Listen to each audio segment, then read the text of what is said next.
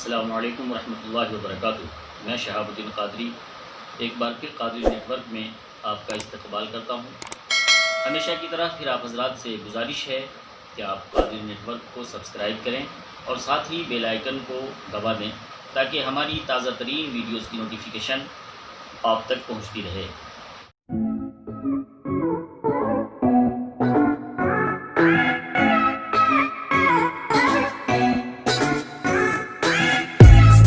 آج کے ویڈیو میں ہم آپ سے بات کریں گے راتوں کو جاگ کر دن میں سونے والی قوم کے عنوان سے۔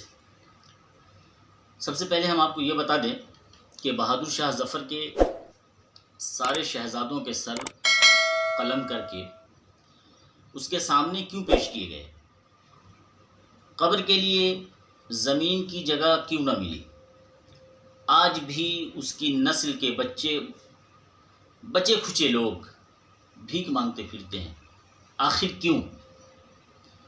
غور سے سنیں اور اپنی نسل کو بھی بتائیں کہ تباہی ایک دن میں نہیں آ جاتی۔ صبح دیر سے بیدار ہونے والے افراد میری بات کو غور سے سنیں۔ میں تاریخ کے حصے سے، تاریخ کے حوالے سے کچھ بات آپ کو بتانے کی کوشش کر رہا ہوں۔ زمانہ 1850 عیسوی کے لگ بھگ کا ہے، مقام دلی ہے، وقت صبح کے 3:30 بجے کا ہے۔ سول لائن میں بگل بج اٹھا ہے۔ 50 سالہ کپتان رابرٹ اور 18 سالہ لیفٹیننٹ بینری دونوں ڈرل کے لیے جاگ گئے ہیں۔ 2 گھنٹہ بعد طلوع آفتاب کے وقت انگریز سویلین بھی بیدار ہو کر ورزش کر رہے ہیں۔ انگریز عورتیں گھوڑ سواری کو نکل گئی ہیں۔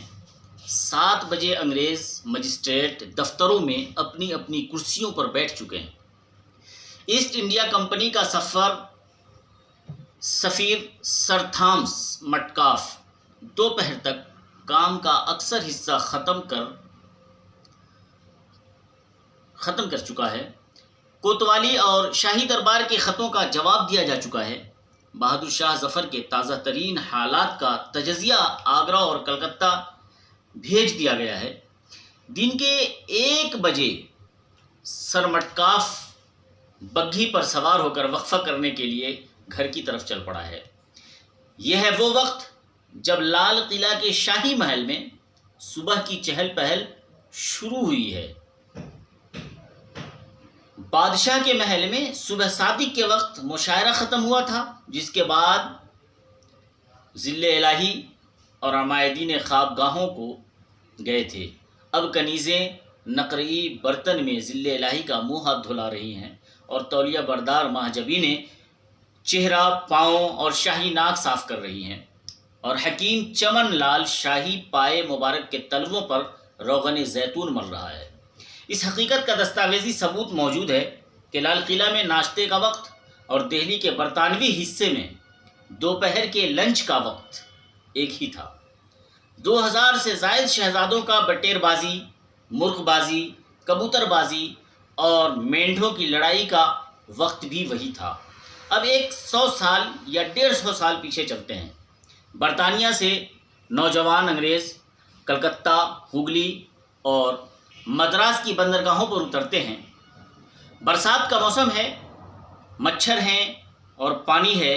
ملیریا سے اوسط 2 انگریزوں کی روزانہ موت ہوتی ہے، لیکن ایک شخص بھی اس مرگ آباد سے واپس نہیں جاتا۔ لارڈ کلائیو پیرول گھوڑے کی پیٹھ پر سوار رہتا ہے۔ اب 2018 میں آتے ہیں۔ 95% سے زیادہ امریکی رات کا کھانا 7 بجے تک کھا لیتے ہیں، 8 بجے تک بستر میں ہوتے ہیں اور صبح 5 بجے سے پہلے بیدار ہو جاتے ہیں۔ بڑے سے بڑا ڈاکٹر 6 بجے صبح ہسپتال میں موجود ہوتا ہے۔ پورے یورپ اور امریکہ، جاپان، آسٹریلیا اور سنگاپور میں کوئی دفتر، کارخانہ، ادارہ، ہسپتال ایسا نہیں جہاں اگر ڈیوٹی کا وقت 9 بجے ہے تو لوگ 9:30 بجے آئیں۔ آج کل چین دنیا کی دوسری بڑی طاقت بن چکی ہے۔ پوری قوم صبح 6 سے 7 بجے تک ناشتہ اور دوپہر 11:30 بجے لنچ اور شام 7 بجے تک ڈنر کر چکی ہوتی ہے۔ اللہ کی سنت کسی کے لیے نہیں بدلتی، اس کا کوئی رشتہ دار نہیں، نہ اس نے کسی کو جنا نہ کسی نے اس کو جنا۔ جو محنت کرے گا وہ کامیاب ہوگا۔ عیسائی ورکر تھامسن میٹکاف 7 بجے دفتر پہنچ جائے گا تو دوسری جانب دن کے 1 بجے تولیہ بردار کنیزوں سے چہرہ صاف کروانے والا بہادر شاہ ظفر خواہ مسلمان ہی کیوں نہ ہو ناکام رہے گا۔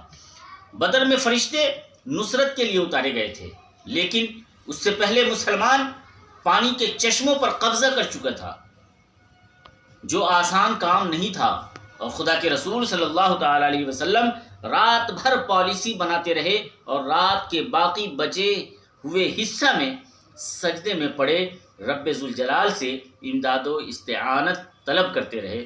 مرکزی حکومت کے دفاتر ہیں یا صوبوں کے دفاتر یا نیم سرکاری ادارے، ہر جگہ لال قلعہ کی طرز زندگی کا دورہ ہے۔ کتنے وزیر، کتنے سیکریٹری، کتنے انجینئر، کتنے ڈاکٹر، کتنے پولیس آفیسر، کتنے ڈی سی او، کتنے کلرک 8 بجے ڈیوٹی پر موجود ہوتے ہیں۔ کیا اس قوم کی بکھری باقیات کو بر صغیر میں پھر سے تباہ و برباد ہونے سے دنیا کی کوئی طاقت بچا سکتی ہے؟ جس میں کسی کو اس لیے مسند پر بٹھایا جا سکتا ہے کہ وہ دوپہر سے پہلے اٹھتا ہی نہیں، اور کوئی اس پر فخر کرتا ہے کہ وہ دوپہر کو اٹھتا ہے، لیکن سہ پہر تک ریموٹ کنٹرول کھلونوں سے دل بہلاتا ہے، جبکہ کچھ کو اس بات پر فخر ہے کہ وہ دوپہر کے 3 بجے اٹھتے ہیں۔ کیا اس معاشرے کی اخلاقی پستی کی کوئی حد باقی ہے؟ جو بھی کام آپ دوپہر کو زوال کے وقت شروع کریں گے، یاد رکھیں وہ زوال ہی کی طرف جائے گا، کبھی اس میں برکت اور ترقی نہیں ہوگی۔ اور یہ مت سوچا کریں کہ میں صبح اٹھ کر کام پر جاؤں گا تو اس وقت لوگ سو رہے ہوں گے، میرے پاس گاہک کدھر سے آئے گا؟ گاہک اور رزق اللہ رب العزت بھیجتا ہے۔ یاد رکھیں جو محنت کرے گا وہ پائے گا۔ رات کو دیر تک سونے کی عادت کو بدلیں، صبح جلدی اٹھیں اور اپنے رب کو راضی کرنے کا عمل کریں، پھر دن کے کام کی شروعات کریں۔ یقیناً اللہ تبارک و تعالی ہر اس قوم کو، ہر اس شخص کو کامیابی عطا فرماتا ہے جو محنت کرتا ہے، اور بندے کی محنت رائے گاہ نہیں جاتی ہیں۔ امت کی بقا اور ترقی کی خاطر اس میسیج کو اپنے حلقہ احباب میں ضرور شیئر کریں۔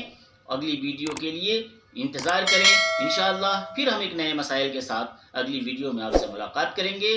جزاک اللہ خیرہ۔ السلام علیکم ورحمۃ اللہ۔